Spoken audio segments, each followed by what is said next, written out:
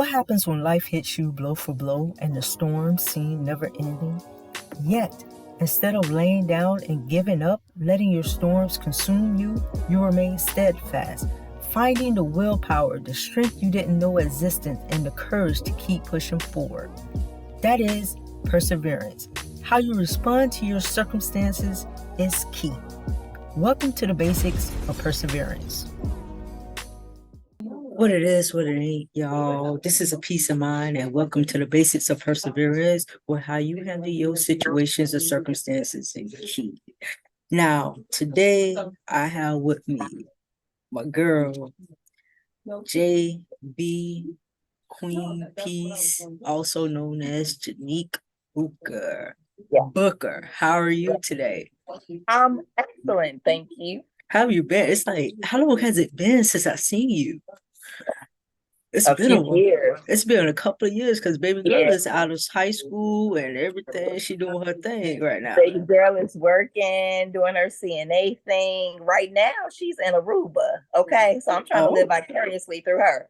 Wow. That's Right. awesome. That's Right. awesome. Well, I thank you for being on this evening. Thank you for having me. So we're going to jump into it right now. Okay. QP, who are you as an individual? I, as an individual, I like to say is a peaceful being. I think I carry great energy, always vibing high, high frequency, high energy, and always try to be a kind and peaceful individual. That's what I think. That's what I believe I am. Peace is always good. When you have that peace, that tranquility, you can't go wrong with that. You can't go You're wrong right. with that. Now, don't ever get it messed up that I ain't got a little bit of hell with me too. Oh yeah, of course. Everybody has that, but it has to be brought out at the right time. Has to be brought out. Yeah. Exactly. So, we go through things in life, and sometimes it seems like we get hit blow for blow, storms never end. And, so when life happens to you, how do you handle it? I want you to give me an example and walk me through how you handle it when life happens to you. What is your process? Ooh, well, life be lifing. So this is an everyday thing. I'm trying to think of an example. First thing hits my spirit is your job, your place of employment. If you don't work for yourself, working for somebody else, having to deal with different personalities, having to deal with your peers or colleagues, and even management. Sometimes that can be challenging with the personalities and even how people operate. Like right now, I'm working for somebody who isn't the most ethical person. Okay. And for me, it's a conflict of interest because I consider myself to be ethical, and to work for someone unethical is a conflict of interest. So right now in this process, I try to stay humble. I can't necessarily say I try to be quiet because I'm very vocal and candid about how I feel about the situation. And offering suggestions and resolutions, not just complaining. Correct. But in this current situation, just trying to stay positive because I know the more negative I get, the situation starts to become a little stressful. Yeah. And then you just start to kind of realize that things are just going downhill just due to the negative energy. So I just try to keep a positive outlook on it, and really just try to get out of there. Yeah. Change my situation as quick as possible, without causing any havoc or destruction, which I never try to do. But I don't know, just try to be peaceful again about the whole situation and not blow up. Because for me, the unethical part of it is like, okay, I'm about ready to expose you, but then I have to think about, this is my livelihood right now. Yeah. If I expose this, I don't have a job. Yeah. So I think you're right. The thing is, you know you're ethical And as long as you're doing what you're supposed to do and it's not interfering with what you're doing, whatever they Right. do, let that happen. And Right. you're in a spot where you're about to get ready to transition out of that position. You know, in the next couple of weeks and so you're gonna get it's gonna get to the point where it's like, okay, you gotta go because you can no longer deal with it. Right. And once you leave, it'll already be something there will already be something lined up for you to move out of that position, and then you can do Yeah. what you need to do. If you need to blow the whistle on them and everything, do what you need to do. Because now Yeah. you're already out of that place and you're in Yeah. somewhere else. Yes. Now that's the plan. Blow the Mhm. whistle after I've secured something else. Yeah. Yeah. So, And I guess since I'm a little older now, you know how people think about that, like, oh, blow the whistle, don't feel no type of way. Ain't no judgment there. yeah, Or it shouldn't be any judgment with that, especially depending on the type of individual that you are. If you look at it correct. as unethical, I don't participate in anything unethical, but I feel like I am because I'm involved with the organization. You get what I mean? Gotcha. So, like, a lot of people like snitches get stitches. Listen, when you know things aren't being done properly, I believe that you should look out for the safety and for the well-being of other people as opposed to the benefit of one.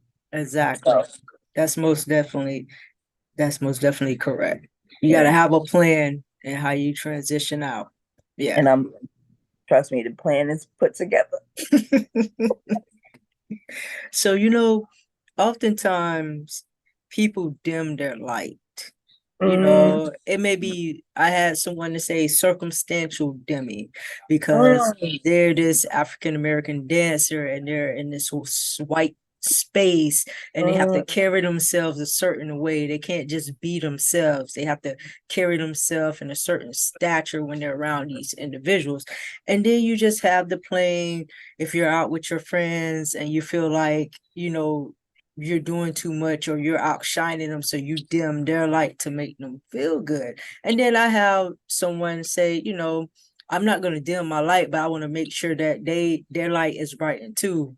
I'm going to help them brighten their light, be themselves and be who they are. So have you ever found yourself dimming your light? And if so, why were you dimming your light at that point? And at what point did you say, I'm no longer going to dim my light, I'm going to let my light shine and do what I need to do? First of all, I like to say that I'm a star. That means that I shine always. You know what I mean? So Yes. I always feel like I always let my light shine, and I'm the type to want everybody else's light to shine. So I never try to dim anybody's light because I feel like as bright as I shine, I can help somebody to shine even brighter. So that's me. And that comes with me being an empath, being an educator, person with a big heart. So I want everybody's light to shine. However, I've dealt with situations where people have tried to dim my light, whether it be on a job or even in a relationship. Some Okay. people can't take uh someone that, and I would just say, has an anointing on their life. I'm here for a purpose. My light Correct. shines for a reason, So even if you try, you really can't dim it, but it shows your character by you attempting to, you Yeah. know. I just always feel like nobody can dim my light, even as much as they may try, because I'm always gonna shine regardless. And even if I do have a time, day, or season of darkness, I feel like when I come back, my light is going to shine even brighter because that was a period of growth and Yes. almost development. So when I come out, you better watch out. You better put your shades on because I'm still shining. You know what I mean? So Yes. that's funny. I just had a conversation with somebody, with my best friend, as a matter of fact, when we were talking about, how can you be with somebody who is usually very negative, just never nothing positive to say, always, downplaying something. And it's just like, who are you really? Yeah. What's your purpose? What are you thinking about? What goals, desires, aspirations do you have in your life where you feel like you got to downplay someone else's or whatever? So I don't know. I really don't deal with too many people who don't carry the same energy that I do. Yeah. So even if I do encounter someone that does try to dim my light, I just try to leave a little positive energy with them and keep it pushing. Correct.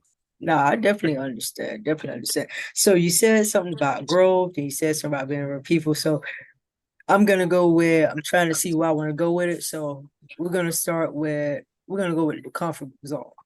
So a lot of times when people sit in their comfort zone, they're complacent.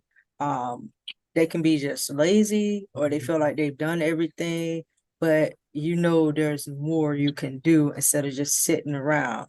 You could travel, whatever. Even if you're retired, Mhm. you still have things that you can do. There's more that you can do after retirement. Right. So have you ever found yourself in a comfort zone? And at what point did you say, okay, Jay, it's time to get up, do something, move around, make something happen? Yeah, I'm just trying to figure out one particular incident. I'm always moving, always trying to do something. Um, and then I'll be looking for that moment of rest so I Mm-hmm. can recharge. You know what I mean? Yes. Yes. A reset. Um, yes, because I'm due to the fact that I am higher energy, I Mm-hmm. need that time to reset because Yeah. it's flowing. You know what I Yeah. mean? So I need that day or two sometime to just kind of sit back and chill. But um comfort zone. I think I've been in my comfort zone in a job before. I think that's the first thing that comes to mind.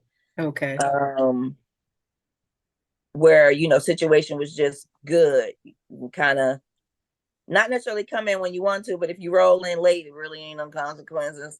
You know what I mean? Uh, It ain't too bad. You can get right in there, leave out, go and get you some coffee. Now I'm the type of person that has I believe to be a great work ethic. So I don't BS on my job. I go to work and do my job. But correct. sometimes you get to that point to where you comfortable in that space. You can operate very easily. Um, but then in that place of complacency, it's just like, okay, what am I really doing? Mm-hmm. So I just found it like I wasn't looking to do something different at the time. I had gotten to that mode of this good for right now, you Mm-hmm. know. And then I don't know what happened. I don't know if it was a conversation that sparked my interest in looking to something different. And I was like, well, let me check this one thing out. Um, and that started me on a whole different trajectory Okay. for work, and just kind of got out of, I think that transition for me was more working corporate, but transitioning to working with kids Okay. more so. And that's what I'm Okay. passionate about. I'm passionate about art and I'm passionate about our youth. So Yes. for me, it was moving from out of corporate America, being comfortable with the pay and everything, and just kind of moving to where more to where my passions led Correct. and where I was going to have fun and my spirit was going to be fed. I love the kids. They keep me youthful. I Mm-hmm. like to think so, my days got a little bit more exciting and I feel more fulfilled. So, when I was in that comfort space, I was comfortable with the money. I was comfortable with the job. I knew what I was doing. Nothing was Mm-hmm. challenging. Then when I decided to challenge myself, with something different, it was actually more rewarding. Yeah, because you worked for it, it didn't just come handed to you. And Yeah. it's interesting you say that, because I that makes me think about when you work solely for yourself, when you're that 100% entrepreneur, and not have part-time, even part-time. But for some reason, people seem, oh, you have it good. You work for yourself. This, and this. It's like, no, because it's 10 times more discipline. It's 10 times more to grind, because your 9 to 5, 8 to 5 is guaranteed money. If we Right. don't get out there, if we're not on the phones, if we're not posting, if we're not grinding every Yeah. day, we don't get paid. Yeah. I try to explain that all the time. Every time somebody say Yeah. that, especially like my cousin, I was like, look, y'all job is guaranteed. You get benefits. As an entrepreneur, you got to get your own benefits. You got to Yeah. set up your own retirement fund. Yeah. You got to get your own policies. You have to put that stuff in And place for got to make yourself. sure you got some cash flow coming in so you As can live. Yeah, exactly. entrepreneurship is not for the weak. Yes. Yes. Entrepreneurship is not for the weak. You definitely got to have a hustle and the grind because Mm-hmm. it's not a 9 to 5, it's a 24/7. Yeah, until Truth it be builds told, up. Yeah. yeah, Until it's so a it's 24/7. For your business, you working 24/7, and you mm-hmm. should really. I mean, you allow and allot that time to relax and do what you normally Of do. But course. if something pops up and it's for your business benefit, oh, I Mm-hmm. don't care if it's Sunday night, Sunday morning, Saturday night, it don't matter. I'm on because this is my livelihood. So Exactly. make it happen. Exactly. Yeah. Okay. So to everything, there's a season, and that Mm-hmm. includes people. Sometimes people are there for a short period of time. Sometimes people are just for a reason, and sometimes people are there for the entirety of your journey. Yeah. Now, at any point in your life, you found yourself carrying somebody into the next season with you and knowing that you should have left them back a couple of seasons ago? And if so, at what point were you like, okay, Jay, I've been carrying them too long. They're dead weight.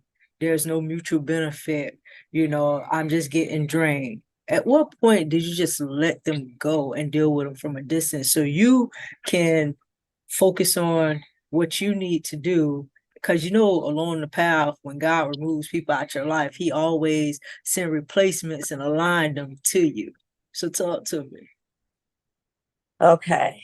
This is major for me. And Okay. just because I'm big on energy, um,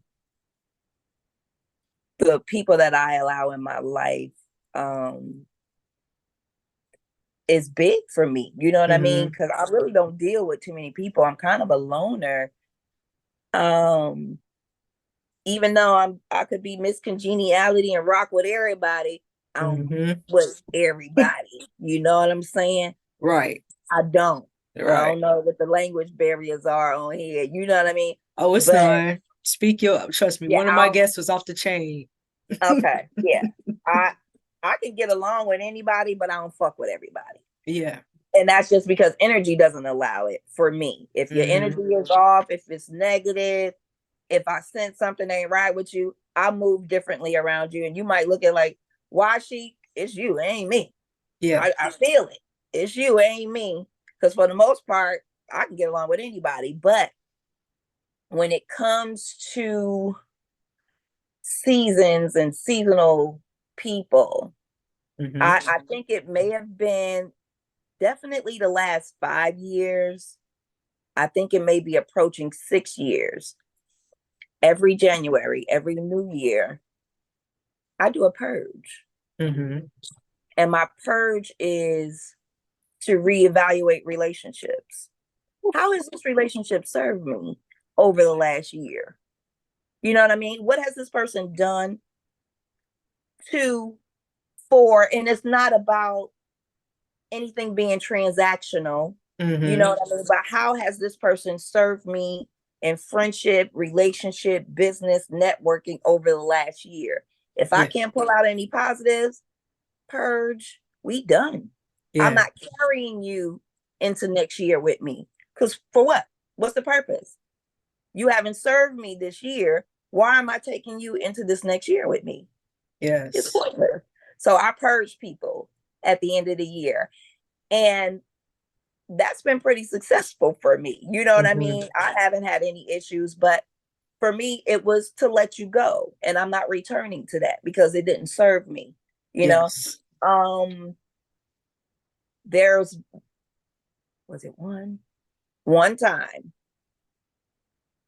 I was a renegger on my purge.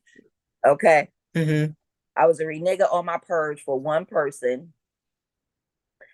And I think I let them back the following year because I didn't need a resolution, but it warranted a conversation. After the Okay. conversation, I was like, all right, they can stay around this year and we'll see what this year brings. Mm-hmm. But that conversation was like, listen, over this last year, how have we benefited from each other in this last year? And then I've said, I've done this, you've done this, and we're both artists on the art scene and things like that. And I've kind of expressed my interest in different things. And so did this person. So it was like, okay, I may do this, I may do that, but I'm like, everything that I do, I tell you about. Oh, I'm doing this, this is coming up, you might want to check this out. And I said, as supportive as you might be, you never tell me about anything, and I see this, that, and this and that, and I'm like, that's not even the type of relationship that we developed. We met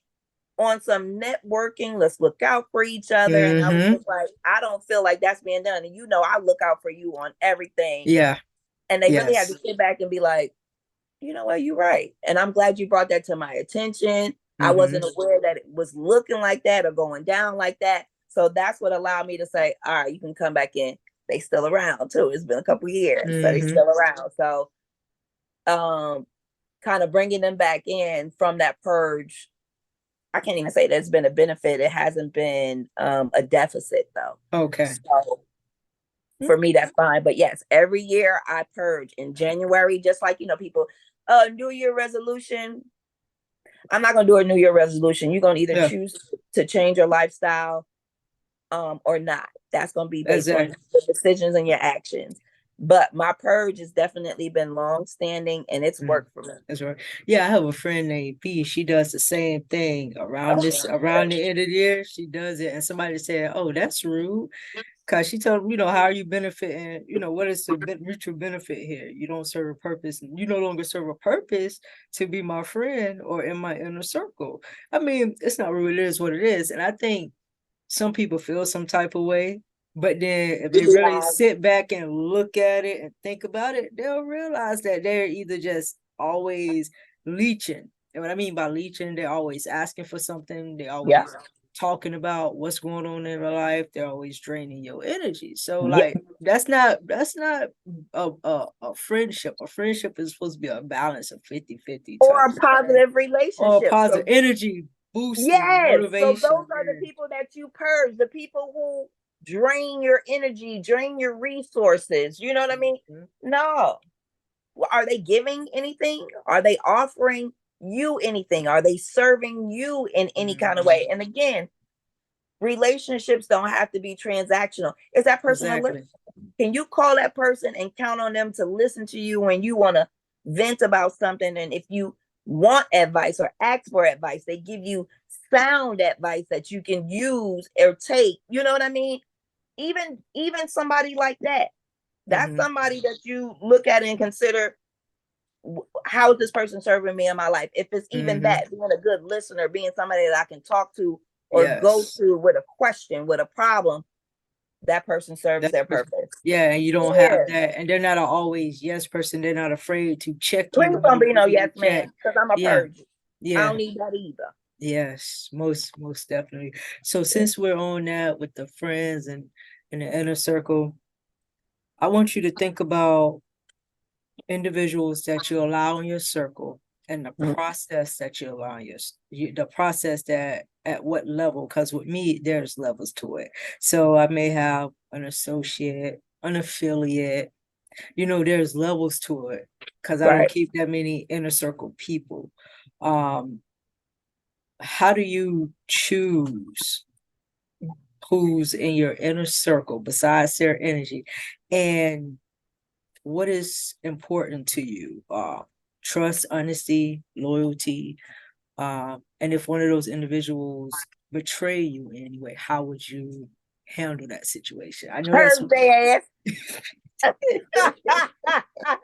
Purge their ass. How about that? Right away. Okay, with that one, right away. Okay. But for me, again, since I am an empathic person, I feel I draw a lot from people. So I deal with few and far between. I'm close to, like, my inner circle is family or people that I've been rocking with for 20 years or more. You know what I mean? I got a best friend, call him my brother. He's literally 2 weeks younger than me. Our mothers went to school together. Okay. So we've been rocking for 47 years.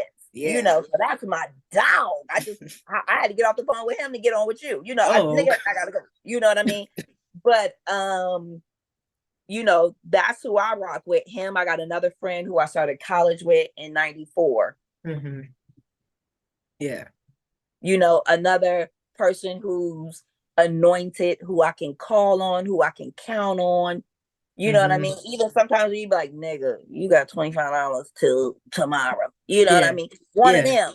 You know what I mean? But I've been rocking 20 years. Well, close to 30 now, you know. So but it's few and far people that I let get close to me. I would say I'm a good spirit, I'm a kind spirit. So people gravitate to me. Yeah. But I think I have more associates than friends. Sometimes I'll be like, people don't like me. And I could really give less of a fuck. Yeah. Most but definitely. For me, I think it's just because of my candor. Yeah. I think I keep it blood raw, 100, and not to hurt anybody's feelings. Not to point out anything about you, but it's just me and my character. I'm very honest. I'm very candid. But I think it comes with a lot of love also. So it comes from a good place. Now, if somebody thinks it's not, definitely call me on it and be like, dang, you kind of harsh. And I might be harsh, but it might come off harsh. Like I've been told, oh, you're very abrasive. No, you think it was abrasive because you ain't like what I said. Yeah. But you know what I mean? People may consider me to be that. And I may be abrasive. I may, you know, come across as mean or harsh sometimes, but it's not intentional. Yeah. You know what I mean? A lot of times what I say and what I do comes from a very loving place. You know, there's no malice in it. But I think in the world that we live in, people rather you lie to them than be honest. I ain't that motherfucker. I ain't about to lie to you. I'm gonna keep it a buck. And if you don't like it, your feelings is what you have to worry about. Yeah. I ain't worried about that shit. I'm gonna tell you and I'm gonna say it and get it off my heart, not being mean, but just being honest. And if we need to have more conversation about it, that's fine. You know, I ain't trying to dog you or nothing like that, but I am gonna be honest. And I think for that, I don't have a lot of close friendships because people don't really like honesty. But I do have people that I rock with. Like right now, I'm in Atlanta. Very few and far between here that I do with in Atlanta. You got people that I knew from Florida that's here in Atlanta now. You know, it's more of a social media. Hey, what's up? You know, if I see you out, definitely, hey, because you know me, I'm crazy high energy. So you know, I can get along with everybody, but I'm not close to a lot of people. It's maybe a few people here that I hang out with on a regular, but that's just because they're good energy. Yeah. They're good spirited. And they're just good people to be in contact with and know for networking purposes. And just for being good people. And there's one person really in particular that I'm thinking of. That's my dog. And I haven't even known her that long, but she's been one of the realest individuals that I met here. And that's what I rock with. I rock with real. That's why I rock with you. You know what I mean? It's been a long time, but I fuck with you because of that. You know what I mean? Grammy just had a party. When I hit you up like, how was Grammy party? You know what I mean? Yes, you did. Because we've connected, we've talked, you know, so when you talk to somebody and you connect on a level, you can maintain that. And I haven't seen you in years, but we can still get on here and kick it and like I seen you yesterday. Exactly. You know what I mean? But that's the energy that we share. I don't share that energy with everybody, so I can't do that with everybody. Yeah, I definitely understand. And like you said, we live in a society where people don't like to hear honesty.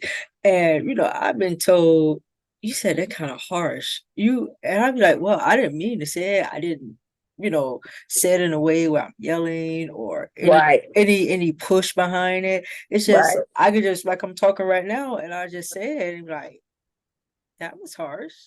But it was like, But I It's very just, hurtful. which, you know, it's very Dutch. I didn't curse. I don't, Right.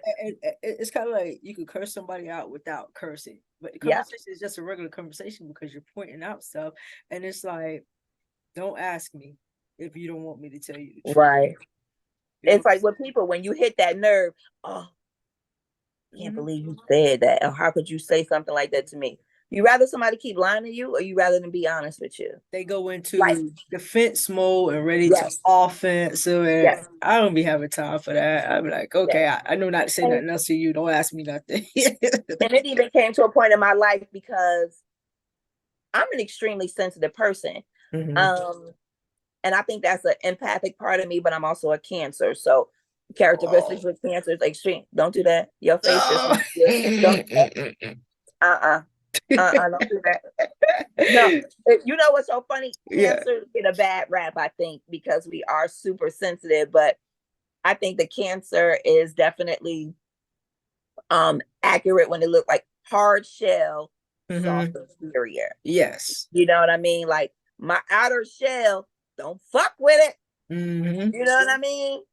But let me watch that commercial with that old lady and I'm crying on the commercial. You know what I mean? Like, it's bad. I am Yeah. I will cry about anything. Like I sit there and start watching those Instagram videos. And before I know it, I got to go get tissue because I'm boo-hooing after like 4 or 5 every video. I'm crying. And I'm like, I got to get off the damn internet because I've been sitting here crying for 20 minutes. That's what it seems you know like. but then and still, you would never know that to probably talk to me. Yeah. People who know me, my 20-year plus relationships, know I'm a big sap. No, you can't. I can't watch nothing, see nothing without crying. But anybody just meeting me will have no idea. Yeah. That I'm that way. You know what I mean? And that's that hard shell. You know, that exterior is what it is. I might snap at your ass too, you know. But you got that sweet side as well. If they get to know you. Yeah. I really feel like I'd be like, yo, I'm a good person because I lead with love, I lead with kindness, I lead with positivity, but don't fuck with me because I'll fuck you up too. You know what I mean? That split personality coming, you be like, this bitch bipolar. Yeah, I might, you know what I'm saying? I might flip on you like that because I lead in such a positive way that if you come at me differently, you're going to see that other side of me. You don't get that energy. Yeah. I'm built a certain way. You know what I mean? So if you want it, I got it for you. But otherwise, you know, I'm coming in peace. You coming sweet and peaceful and all that. But if you want it, I got it. For real. I got it. Oh man. I feel you though. I think everybody's like that. You try to be that nice person, but I think sometimes people just try to see how far they could take it with you and they try to take your kindness for granted. And when you snap at them, they look at you crazy they never do nothing. I had it in me. Yeah. That's it's crazy. I don't have to show that. Yeah. But if you want to see it, I got it for you. You can see the other side that you haven't seen. Absolutely. But you know, and then they learn you can't do that with everybody. No. You know what I mean? Because everybody has that in them. If that certain button is pressed, but you shouldn't be going around trying to press people buttons to get them there. Most definitely shouldn't. Yeah. So forgiveness. Forgiveness lifts a heavy load. Yes, it does. So is it hard for you to forgive? Absolutely not. And hold up, second part of that question. If you say you fully forgiven somebody and that person walks by you, are you able to have a conversation with that person, or is it just more of a hello, hi, bye type scenario? I think I have a forgiving heart. Okay. And that's just because I realize that when you don't forgive, it's more of a burden on you than it is on that other person. You know what I mean? You're holding on to feelings, whatever feelings you're holding on to due to whatever your interaction situation was with that person. If you don't forgive, you're harboring so much.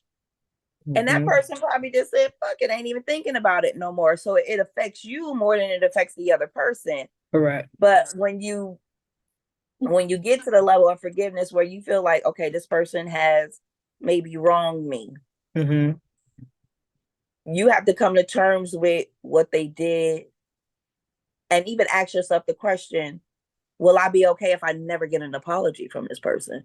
Because you're not guaranteed an apology from somebody that does something to you. Oh, most definitely not. And an apology should not determine whether you forgive a person or not. You need to find it within your own heart to forgive them, to let it go so it doesn't burden you. So I definitely forgive, but you know how they have that saying, forgive and forget. I honestly don't think it's wise to forget, because sometimes if you forget it, you allow somebody to treat you that way again. You know what I mean? So you can keep it. You don't have to keep it in the forefront, but it's something that you shouldn't forget and keep notice of, so you don't allow yourself to be treated that way by anybody else or even that person again. Okay. Now, do you have a process for forgiving, or do you just forgive immediately? I think it's a process.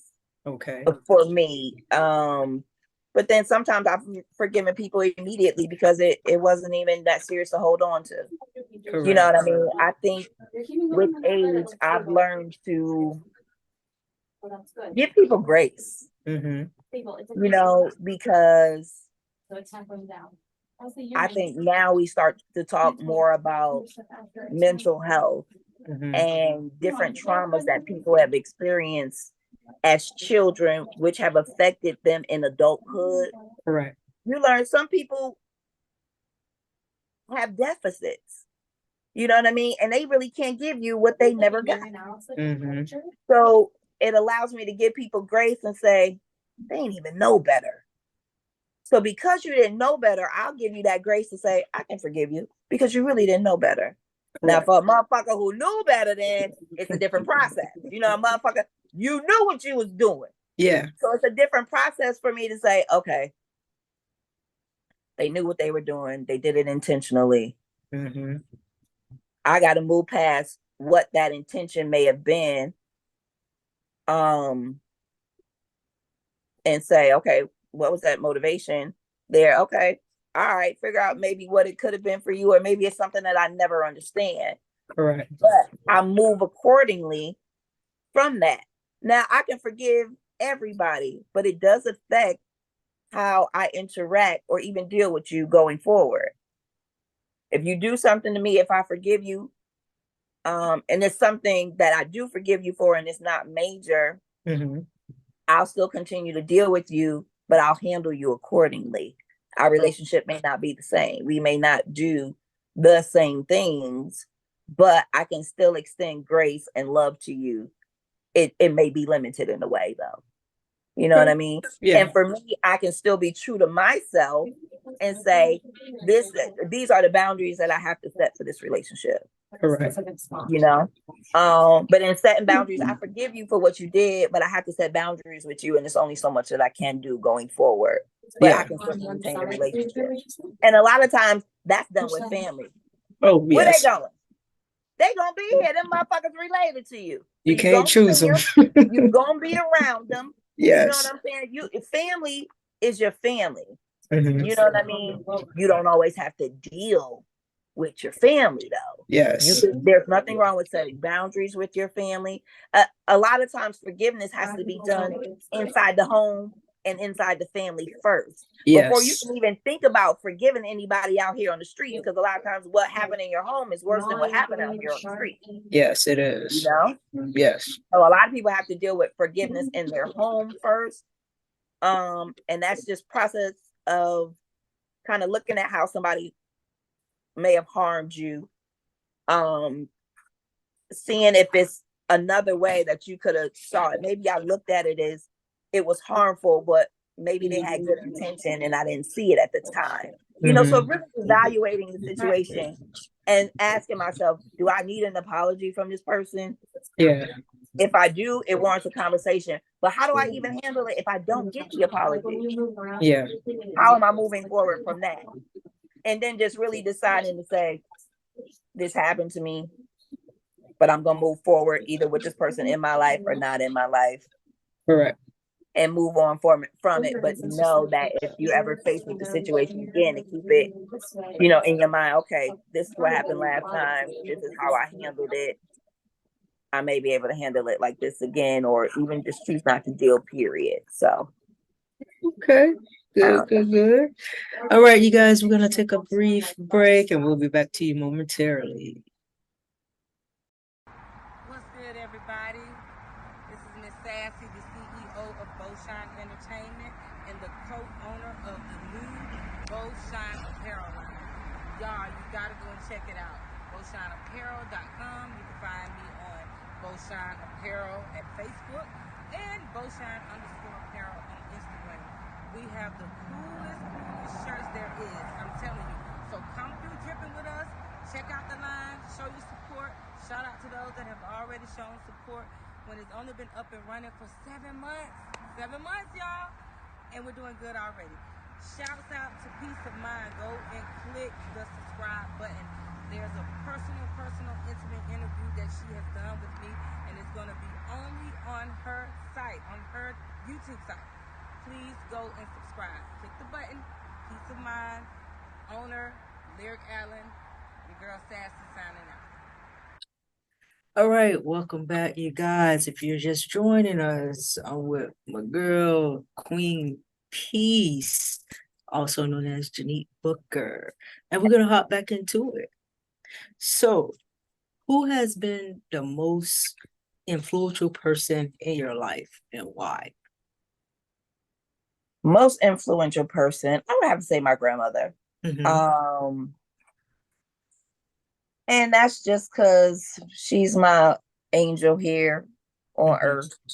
I just say, I don't know. My grandma has always been like one of my best friends. You know what I mean? Always easy to talk to, always honest, always coming from a loving place. And she wasn't only like that with me, she was like that with everybody. But I was willing to share it just because I know how good she is, so you can't keep something like that to yourself, but you definitely cherish what you have. Mother of 7, wife, just a good woman. I seen my grandma do things for people even in her older age. Like when my grandma was 80, she was taking care of people that was 90. Wow. Just going in their homes, caring for them. So she has a heart of gold. I always refer to her as Proverbs 31 woman. That's awesome. But Proverbs woman, that's my grandma. Look up Proverbs woman. That's her. Yes. So she's always been influential in my life. I've kind of aspired to be her. And my grandmother used to work as a cook in the elementary school. She never really held a job of prestige, but it was prestigious to me just because of the love that she put into everything that she did. So, I aspire to be a loving and caring individual like her.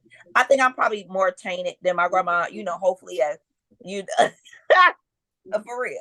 I'm far from her, Yeah. My gotta be a little better. But I think I aspire to be more like her, especially the older that I get, just because we're different personality wise. She's very personable. She talked to anybody, she helped anybody. I think I'm harder than she is just due to time. Yes. And different times. Because my grandma is now 90 years old. Okay, awesome. So, and I'm 47. So half her age, but times are so different where, things just operate different. But yeah. My grandma is that girl. Okay. So how do you define success in your own life? Being fulfilled in what you're doing. To me, it's not a certain amount of money, just being comfortable and being fulfilled in either your daily activities or just in your family life. It makes sense. 'Cause a lot of people may say, oh, having a lot of money, being rich, being wealthy. Nah, that when you look at money and wealth, that's only a tool. And when people say, oh, I just want to be happy, well, happy is a temporary state of being that changes. So it's more of be at peace, have tranquility. You know, you gotta have that comfort, that cushion in life.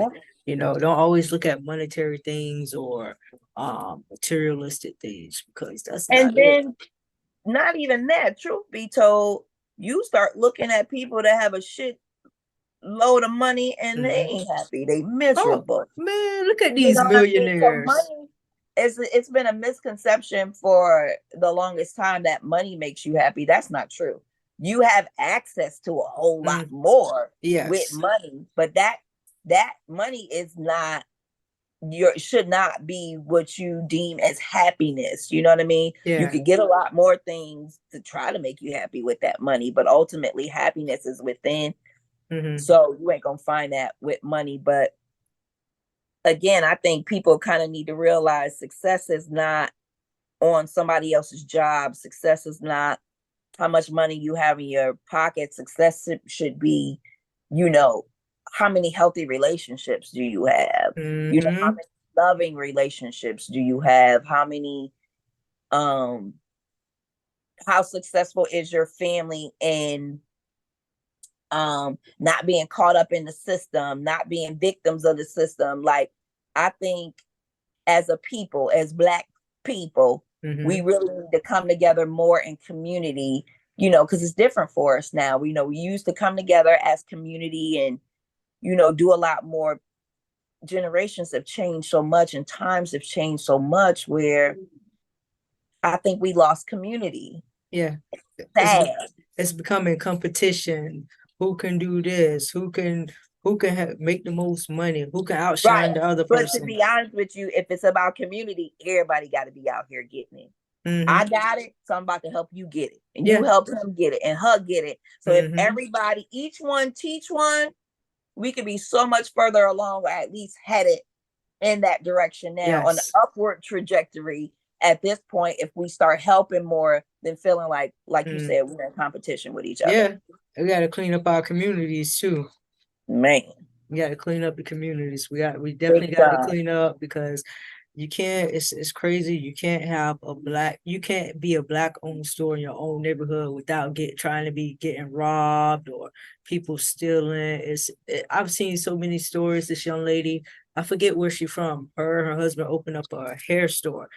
3 times these people broke into her store, and they were Black people that broke into her hair store, bust the windows, took everything. 3 times. 3 times, yeah, and that's 3 sad. times. Yeah. Why we can't have anything now? If it was Habib and them, you breaking in Habib and them shit? Oh, nah, not at all. You breaking in Karen and them shit? Not at all. Right. So why you gonna do? It really makes no sense, and and it honestly pisses me off, because the systematic agenda is really in play. Like, and I just say that just because I think our communities are being corrupted so bad, and we really don't realize it. Some of it is subliminal. I'm thinking about that. They clone Tyrone. It's in the music. It's in the food. Yeah. It's in the programming. Y'all don't realize what's happening. What they saying? There's nothing wrong with turning off your TV, telling your kids to turn that shit off. Your kids should not be on social media all day long. That should not be the only thing that they consume. Do some shit that my mother used to be. Go get a book. That's what I'm like. You know, back in the day, I was raised in the time where your mother be like, go get a book, turn the TV off. You know what I mean? These kids have access to so much. Yes. Now, but it's never good. I don't even want to mention her on this podcast, but I am, just for the purposes of me talking about the corruption of our people, our children especially, with this dirty red. I call it dirty red because I ain't nothing sexy about you funny, because my friend, they were like, I was like, dirty red. They was like, that ain't her name. I said, well, dirty red. I mean, what they're pushing, yeah. She built like this here. What the fuck is sexy about this right here? Nothing. She looked like a little cockroach in the face with red hair. What's sexy about that? Nothing. And then what she's talking about is for one, inappropriate, and how it's being promoted to our children is repulsive. It's disgusting. And I hate it because I'm an educator. Yeah. So my kids know, you better not play no Dirty Red coming up in here. Don't ask me to play her. It's inappropriate. Yeah. It doesn't go down like that. Like they know. What threw me? I'm the censor. I'm the censor teacher. Everything has to be censored. What you do, what you receive here with me will be censored. I can't control what happens at home. Yeah. But if you bring it in here, I'm gonna let you know it's a different environment. It's a no-fly zone for that. You know what I mean? It's interesting. It's terrible. I saw a video. A young man was filming his football team, and they're in the locker room singing "Pound Town." I'm like, he was like shaking his head like they're here singing "Pound Town." But I think the hip hop has been pretty much I don't even know how to explain it with hip hop today, because you take someone like her. And I look at this young lady, Scar Lip, that I've been following for a while. When she was rapping about eating noodles and stuff like this, she was telling her story of growing up, how her husband used to mess with her, how her brother, one of her brothers, like bust her lip or something because she wouldn't give him no money. Like the stuff that this young lady went through. And she was still grinding and doing music for her and her little brother. Man, it's like her that don't get no airplay. Her grind was different than old girl, the Red. Yeah. But she has made it real. She has made a name for herself. She's made big, but it's like they put airtime on this type of music versus putting, somebody that has talent. Because like I told an artist, I said, it's not about talent. Because if it was about talent, some of these industry artists, they wouldn't even touch the air. To be honest with you, right now, it's about messaging. Yes. They're promoting anybody that with a destructive message. Let's have sex. Let's do drugs. Let's just live a negligent lifestyle. This is what they rather promote to our young Black youth, men and women. Yes. I honestly think now, for me, I think it's big promotion now, but the gay agenda is being promoted big now. I have a lot of gay friends, young and old, and I love my best friend gay. I love everybody and whatever your preference is. That's it. My daughter has a girlfriend. I love my child regardless of who she loves. I never reject her, put her out, make her feel like she can't get love, attention, come and talk to me about anything. Because it's hard enough out here in the streets. I'm not sending my baby out to the pack of wolves. You can always come home, have a conversation, and know you're going to be loved on here. I don't give a fuck who you love. Only thing I care about, man or female, only thing I care about is how they treat you. Yes. It doesn't matter. But to me, I think they're pushing an agenda now, wanting kids to choose their gender, wanting them to choose too early. Let a kid be a kid. Yes. Let them make that decision in adulthood, and don't push or promote that on children. Because what do they know? The frontal lobe ain't even developed in young men until between 18 and 21, closer to 21. What do he know? He's not even sure who he is. That's true. So you have to watch and be mindful. Parents and adults need to be mindful and censor what their children see and consume on a daily basis, because that's where that programming is coming from. It's coming from school, but it's also coming from the media, social media. It's sad now how you kind of look at things and you see cartoons had so many subliminal messages. And I look at cartoons, I was like, damn, cartoons wasn't even really for kids. Because we didn't really understand a lot of the shit that was going on. We just loved the animation. We loved what we were seeing, but not really understanding the message behind what we were seeing.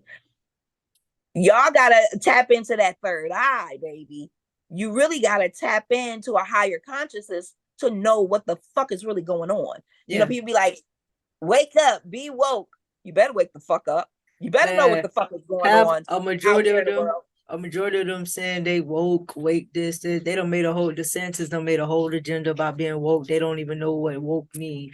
And I think some of our people that say they woke, they don't know what woke is because they still missing what's going on with the distractions that are going on right now. A lot of stuff that's happening right now is a distraction. Yeah. And that distraction is created to throw our people off. Yeah. Like when you look at the voting suppression bills that they're doing, the reason why everything going on right now, how they doing this backlash. Let's take we're taking Black history out of the schools. You know, they want to teach you this made up history. They still this whole thing about CRT and saying slavery actually helped. Listen, kiss my whole entire Black ass, okay? That's a crock of shit. And the funny thing about it is I consider coming back there to teach. And that's just because they're offering excellent incentives for teachers right now. You know, they're raising the pay and stuff. But for me, I really have to think about it and consider all things, because is it going to be a conflict of interest for me internally? Yes. Am I going to feel a type of way about coming in these Florida schools? Because I'll be the bitch to lose her job because I'm teaching Black history in that bitch. If somebody come in there and say something that's wrong, I'm going to correct you and get it right. Or we may have a discussion on that. But people don't want to put their livelihoods in jeopardy for what? Telling the truth, telling history, telling the truth about history. Like that's asinine to me. So, but I've considered coming back, but I'm like this. I'll have to determine within the next couple months or whatever. But like, how are you gonna tell people they can't teach? And you better not say. They don't see, the thing is, they're so the fact that the American history is being exposed, they don't want to what did they say with the kids, was particularly with the white kids. They don't want to filtrate their mind with this stuff. But I'm like, it's too late for that, because TikTok is like a Black history university. Yeah. It's crazy. It's and Instagram. So it's like, if they don't learn it in school, trust me, them kids are gonna get on social media. They're gonna see it, because every time you go on TikTok, it's some type of history. I got a friend, Cecilia Yares. She's an author, and she does a lot. She actually got her own Black history book that's coming out. It's on pre-order right now, and she travels around and she does a lot of videos on history. She talks about a lot on history and everything. So when you have those individuals that is embedded in history and the Black history or what's going on, they talk about, they're not just talking about Black history, they're connecting it with other things, the Indians and different countries. They're making the connection, and they're giving you valuable information. So you're gonna learn more on TikTok than you do in these classrooms. Honestly, based on how the education system was structured to be delivered, they're setting you up to be a robot to work for somebody else. They're not setting you up to run a business on your own, to be forward thinking.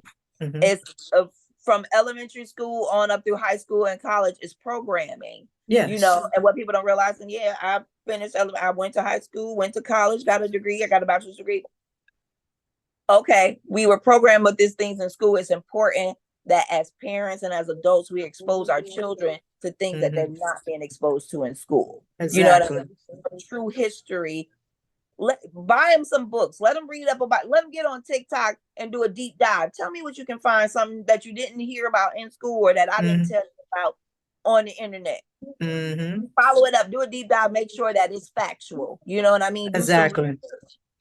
And we have to do that with our kids, because they're definitely not going to teach them in school. Nope. And I currently work in a private school, so I control what you teach. Yeah, that's good. Period. Yeah. And you can get this lesson, this curriculum from somewhere else, but I'm gonna break it down. We're gonna deviate from it a little bit, and I'm gonna give you some more information. Add some more stuff. Yeah. And that's important to do. Yeah. So let me ask you this: what are some what has been your biggest journey? I mean, not your biggest journey. What has been your biggest lesson that you learned on your journey so far to success?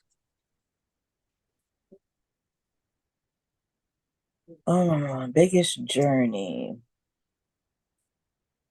Or a biggest lesson, you say, right? Biggest lesson on the journey. Yes. Mm-hmm.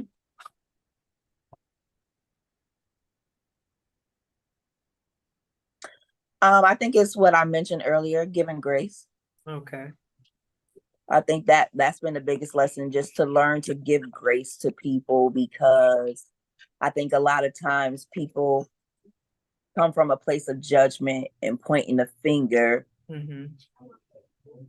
based on their perspective. But if you look at other people's perspectives, or look at it from a different perspective and consider all things, I think, it allows you to have grace for a person, again, just because you don't know what people been through. Yeah.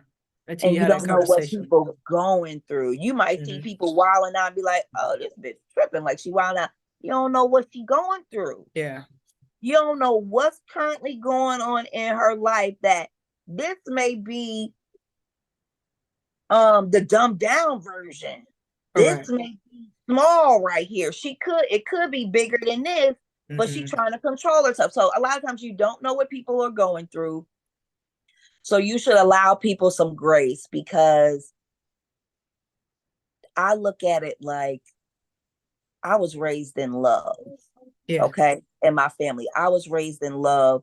So I operate in life a little differently from people who was raised in survival. Correct. We look at things differently. We handle things differently. The perception is different. Yeah. So a lot of the times I may look at somebody else like, she tripping, she might be doing this, but you got to give her grace.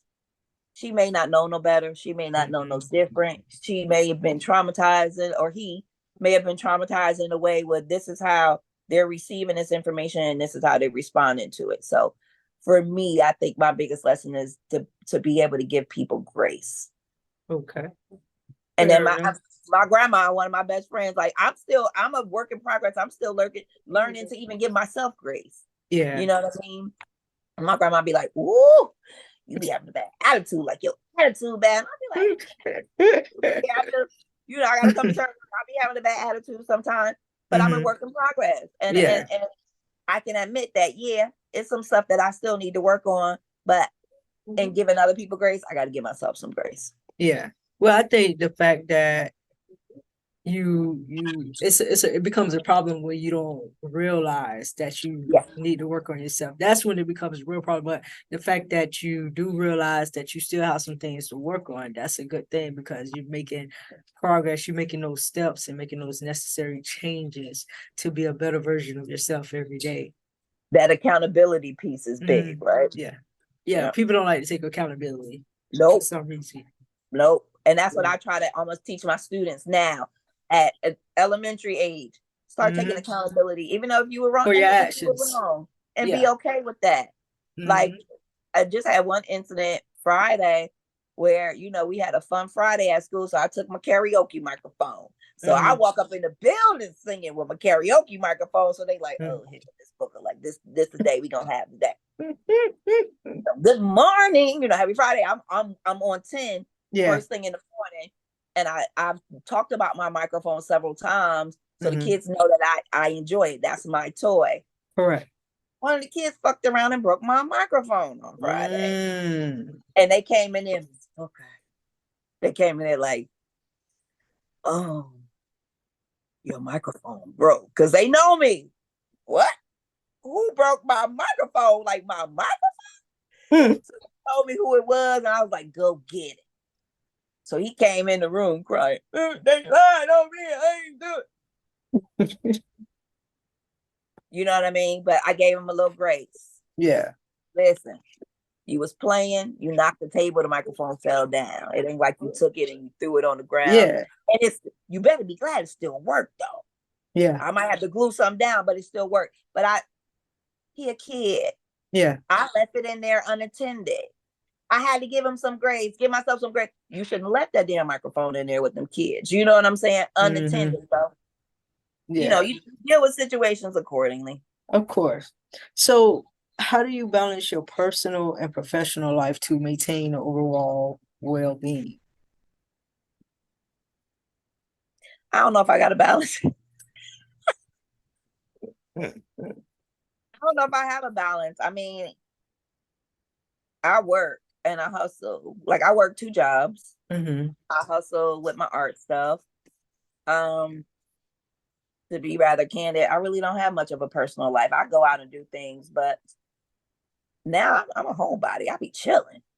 I find peace at home. Like home is happy place, Yeah.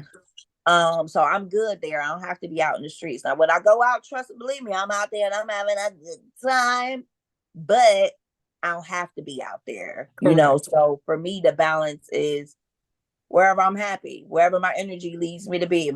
If I feel like going out, I go out, I enjoy myself. But most likely, if I go out on a Saturday, Sunday, I'm in the house.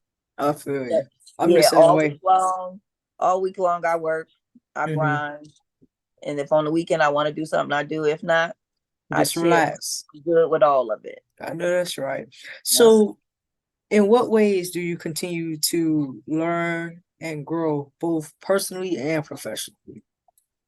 Well, like we're on now, a podcast. I've been watching a lot of podcasts lately. Okay. I'm reading a book. As a matter of fact, it's right here. What you reading? If you can see it, it's called Piecing Me Together. Okay. Piecing you together. Oh, okay. I see it. Piecing Me Together. Oh, see, I got this filter on there with the blur. But it's called Piecing Me Together by Renee Watson. Okay. So as a teacher, I'm still forever a student. So I think it's important to learn something every day, or at least attempt to learn something every day. I got another thing I'm attempting to. Journaling. So just trying to learn and grow, other than just tapping in every week with myself, just figuring out kind of what I need to do. Trying to learn how to play chess. Yeah. Hey, they got these at the dollar store. They got the directions on the back. My dad used to play all the time online. I used to be like, damn, I want to learn how to play chess, but then sometimes I would get frustrated. So this allows me to pull this out and play on my own time, just to try to develop in the game a little better. Then I got a little friend. He said he gonna teach me too. So, Yeah, I've looked at chess, but I just haven't picked it up. Give me some checkers, give me some cards. Yeah, you seem like somebody that can kill in chess. Go to the Doubtree. It's a strategy. I'm a girl one. It's strategy. It's more about strategy and everything. It is, but I feel like the more mature I get, the wiser I feel like I get. Like, we talking about that growth. Yes. I feel like you're smarter, you handle things better if you are a couple steps ahead, possibly, or at least can look at things and maybe plot things out. And I know for like me, I'm free spirited. I'm a very fly by the seat of my pants, spontaneous type person. And there's strategies there, but there's not intentional strategy. So I kind of want to be a little bit more intentional. Okay. So I think this will help me be a little bit more intentional with a strategy and, plotting out life. And I call myself QueenPeace. The QueenPeace is the most powerful piece, I think, on the chessboard. They say the king. Yes. I think the QueenPeace is the most powerful piece on the chessboard. So I have to move accordingly through life. Of course. And peace. So I have to almost embody what I call. I got to know the game of chess if I'm the QueenPeace. Of course. So your life is like chess. Yeah. Your life is like a chess for your own purpose. Yeah. Not bad. So what motivates you to keep going forward, even though you have been faced with obstacles and you get, we have obstacles every day that we have to go through. So what motivates you to keep going?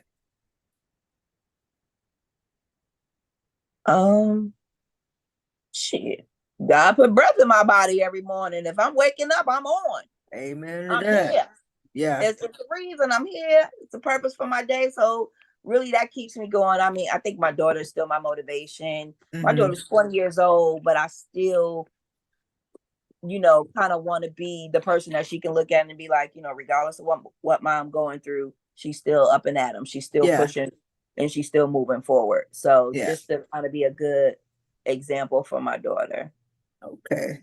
So I'm gonna read you I'm gonna read you a statement. Okay. And you're gonna sum it up for me. Okay. What you go through is only temporarily. It's not who you are. It just make you the person you need to become. Can you say it again for me one more time? What you go through is only temporarily. Mm-hmm. It's not saying that's who you are, but it's making you become the individual you need to become.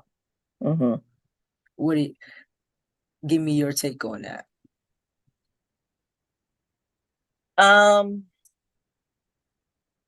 Based on life experiences, I think that's how you move through your life. Mm-hmm. Kind of want to take me back to being raised in love and survival. That statement where based on your upbringing, how you were dealt with in your home determines how you move through life as an individual. You know what I mean? Are you cold? Are you shut off? Are you distant? Are you loving? Are you giving? So that determines the individual you are and how you move through life from childhood into adulthood.